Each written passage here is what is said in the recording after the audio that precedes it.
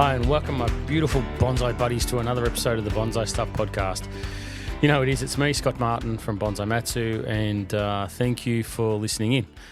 This episode of the Bonsai Stuff podcast, I'm going to focus on three different things, as usual. I'm going to go through, I've had my first intensive class. I'm going to do a quick review on that and see what was covered, what worked really well, and what we got out of it and what I got out of it. And where they're going to head in the future. I want to talk about sourcing stock as well. And then I want to just have a talk or a review again of the elimination process. It's been a busy time lately. I seem to say that a lot with my bonsai and my bonsai life.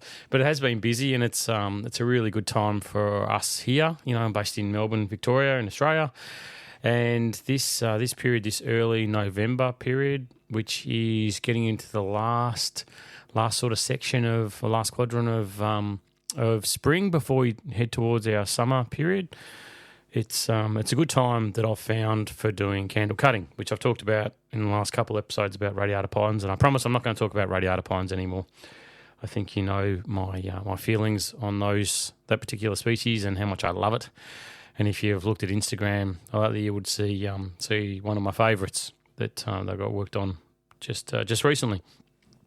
But it's also a time where I work on things like my Scots pines, the single flush pines, and do a bit of work on them to clean them up as well. And as part of that process, so not necessarily the candle cutting, but it was to go through and do elimination process, which is really, really important. And to give you a tool that you can use when you start to do that cleanup process. So that'll be all part of this podcast. So strap yourselves in. I'm going to suck on a nice cold beer. No, I'm not. I've got a steaming hot cup of coffee in front of me. Promise I'll stay focused and we'll get through this one. It should be a good one. So stick around.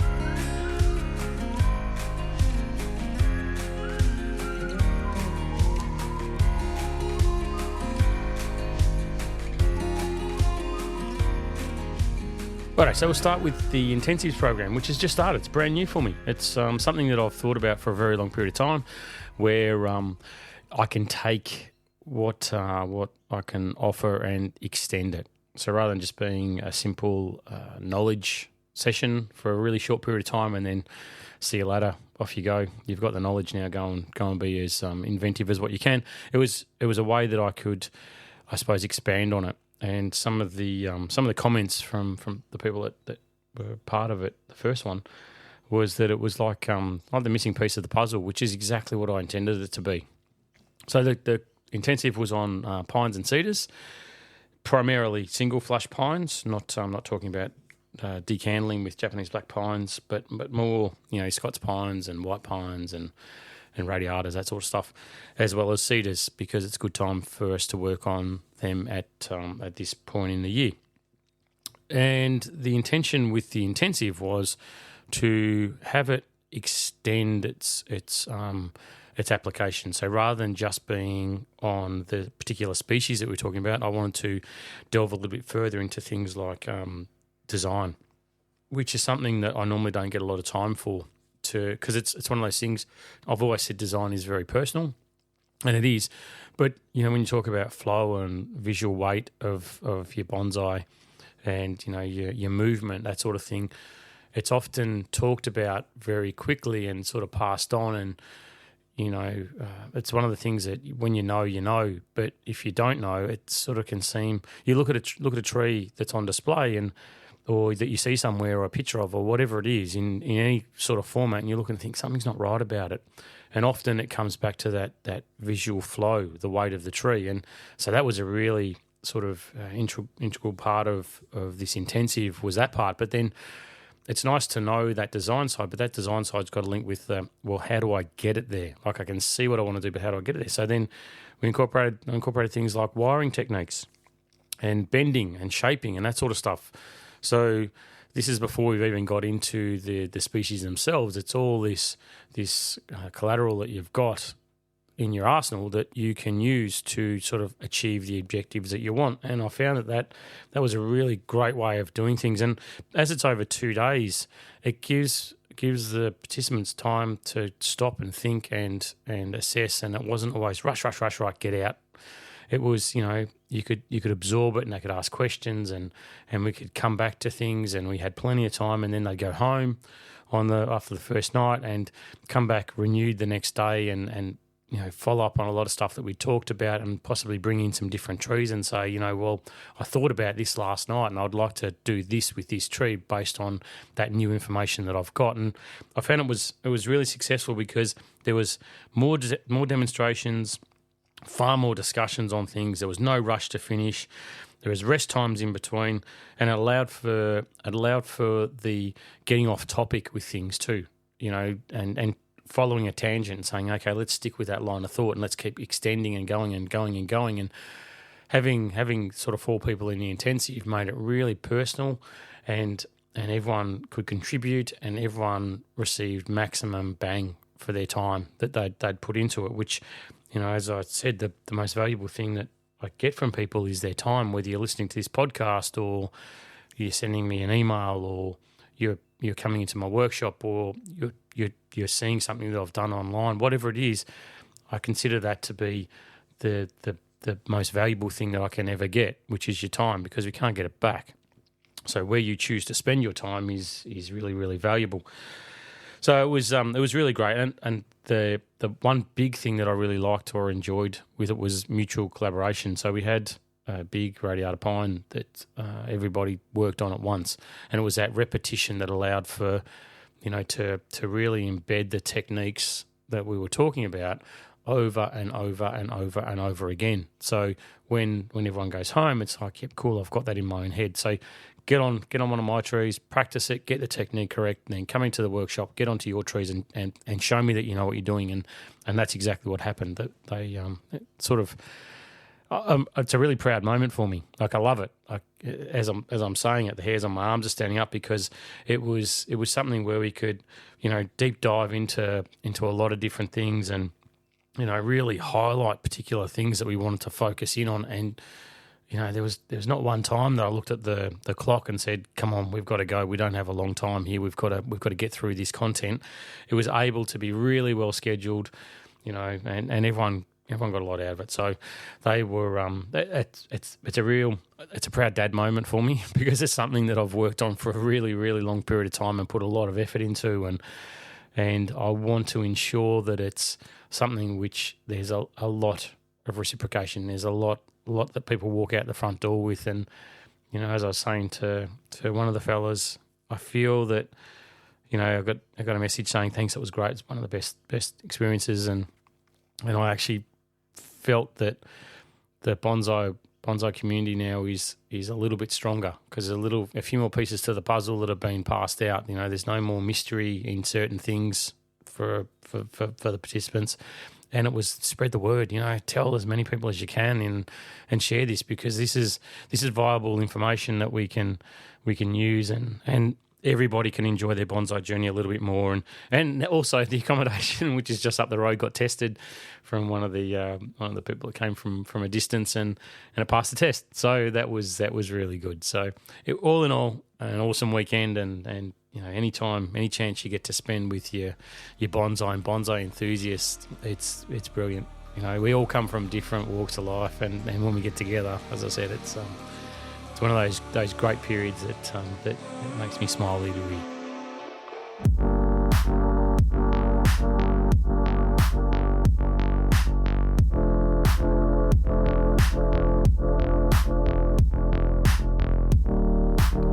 One thing that I know can be a daunting task for a lot of people, especially as your bonsai gets healthier.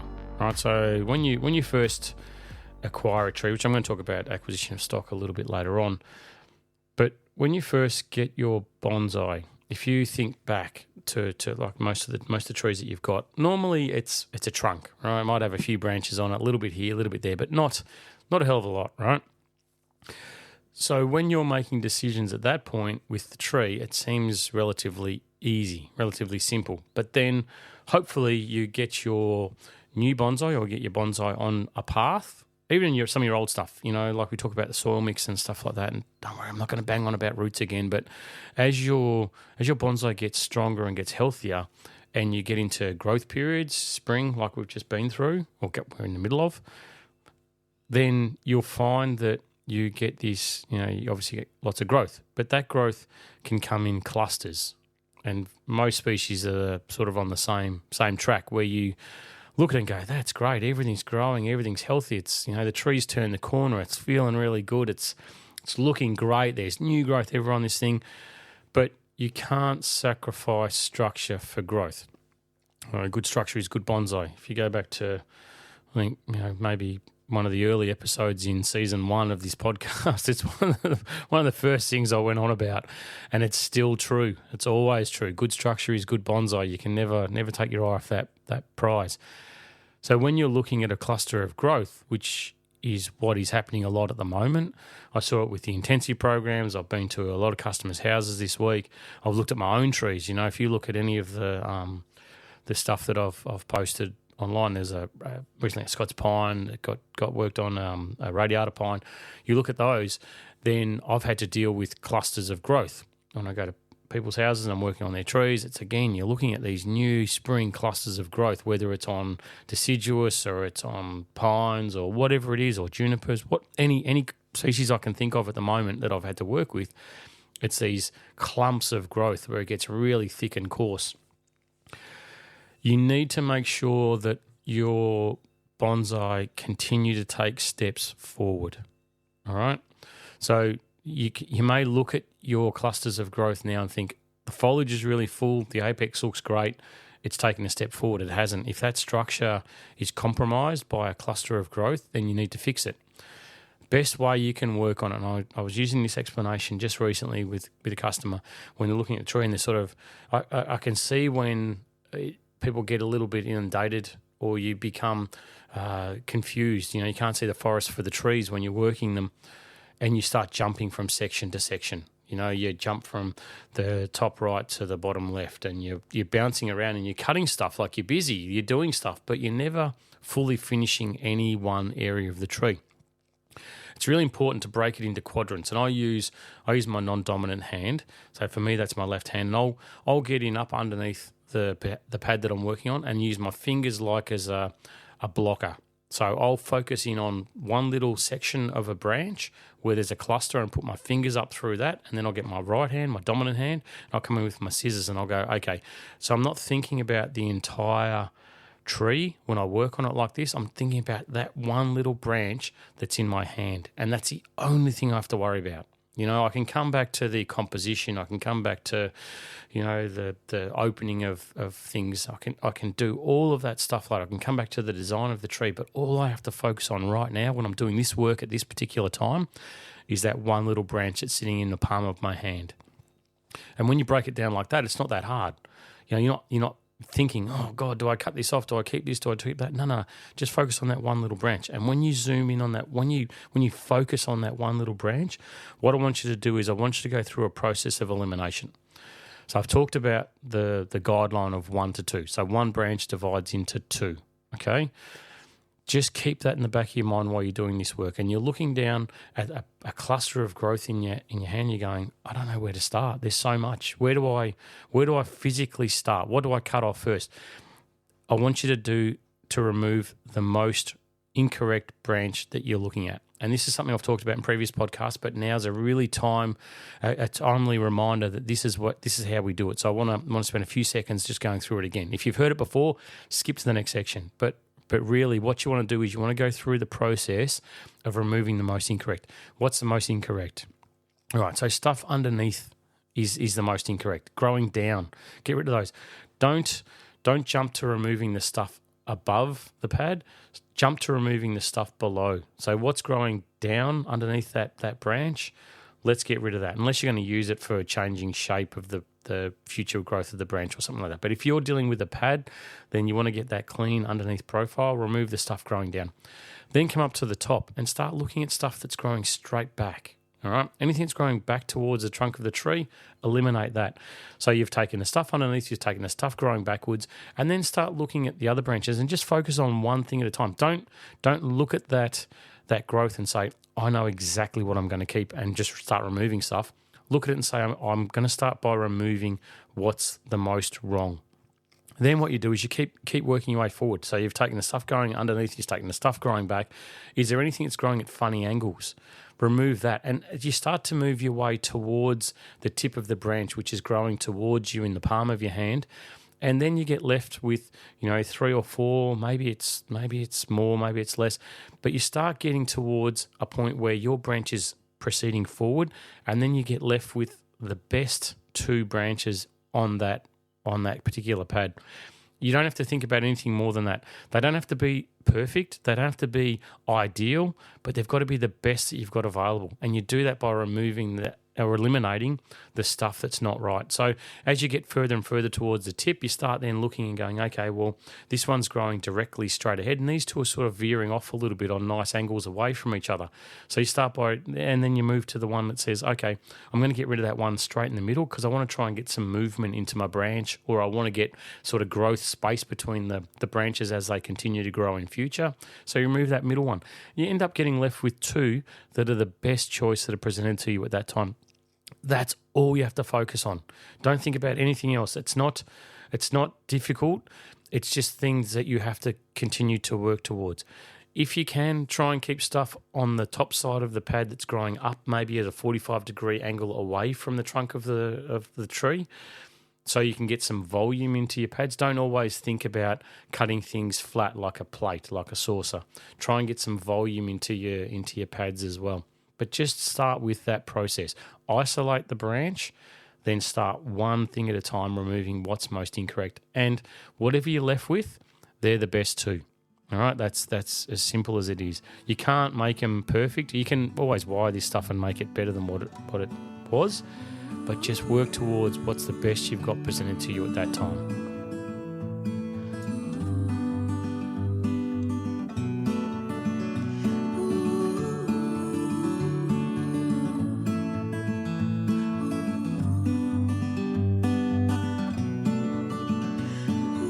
Well, I want to talk about sourcing stock, and this is something that we all love to do.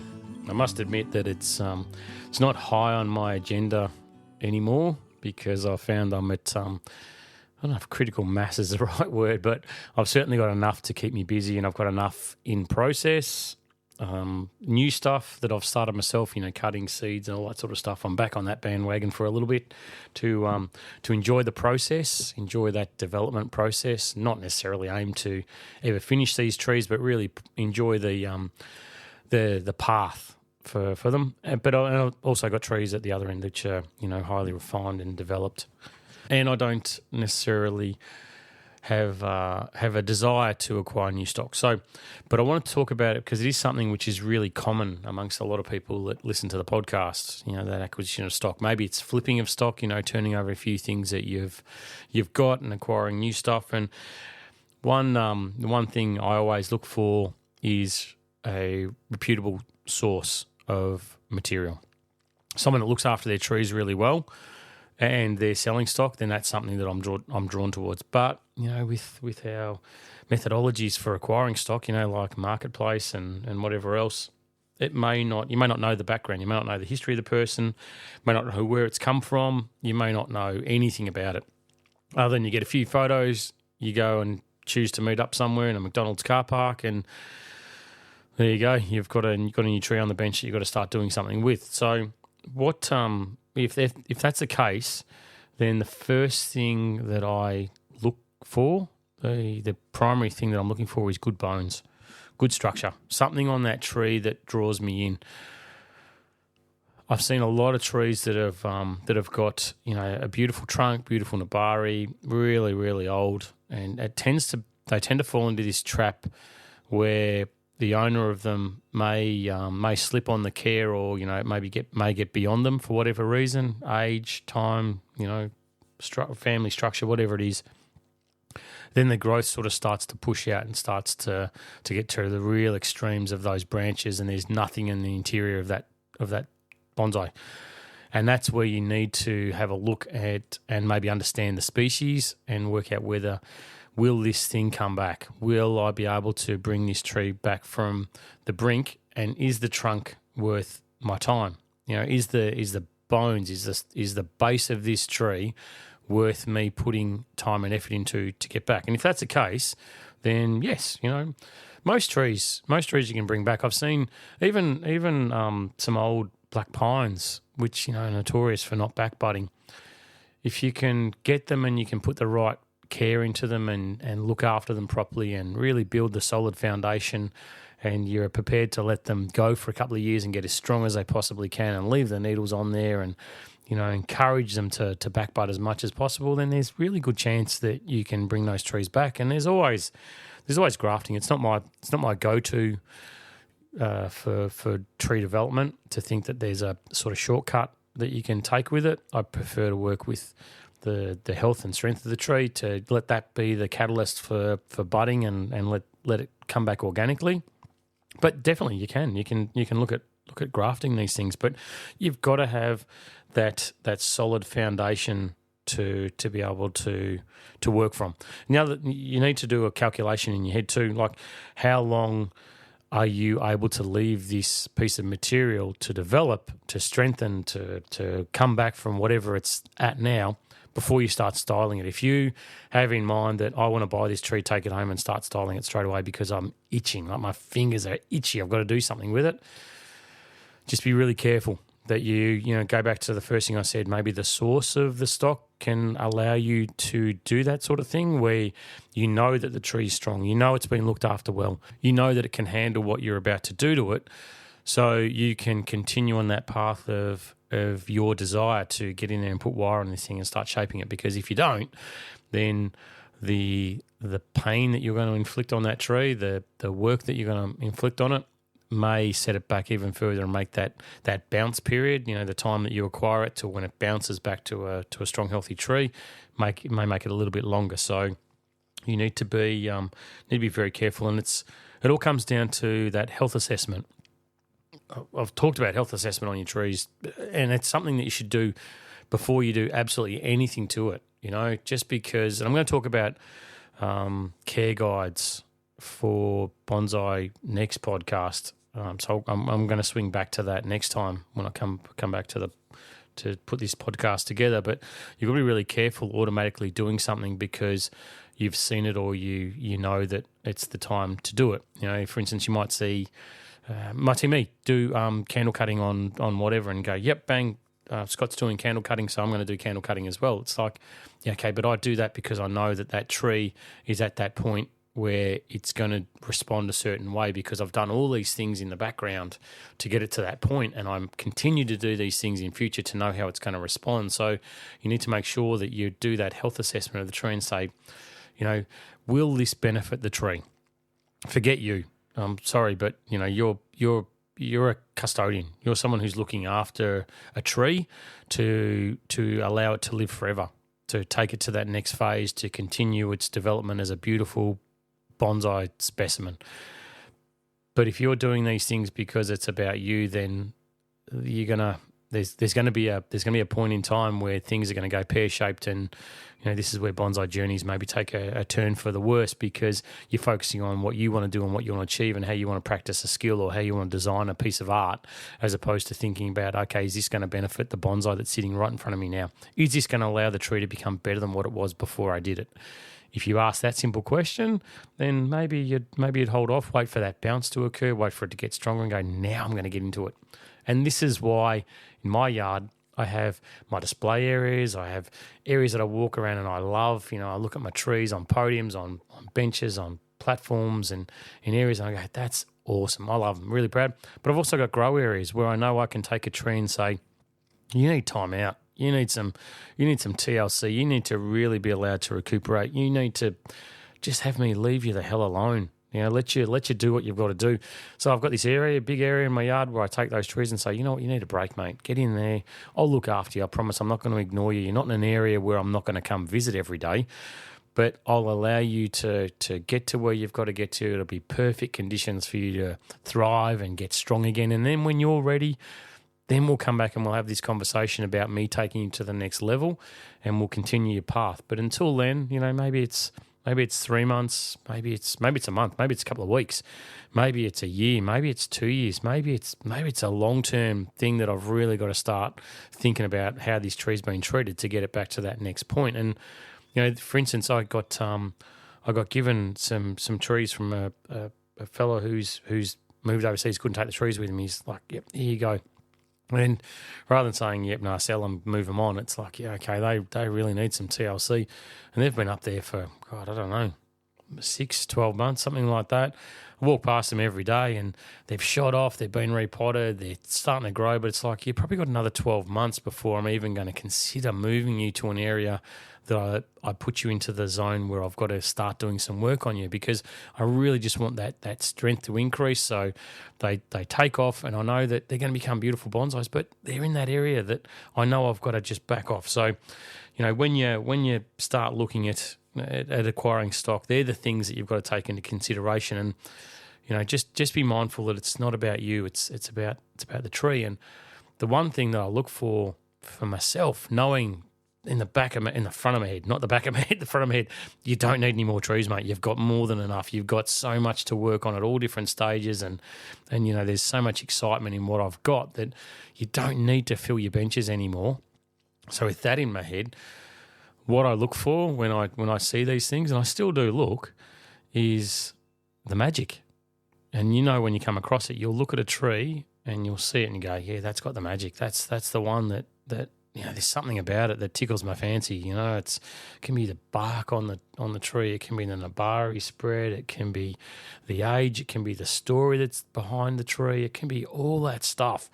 But that's what you need to look for. You need to really make sure that there's something that's going to drive you to do the right thing by that tree, and give you something on your bonsai journey to really really push you and excite you, and maybe make something that's really special. It's gonna be the test of time. That's gonna pass down through the generations and be a magnificent tree. And that's what I look for when I'm sourcing stock.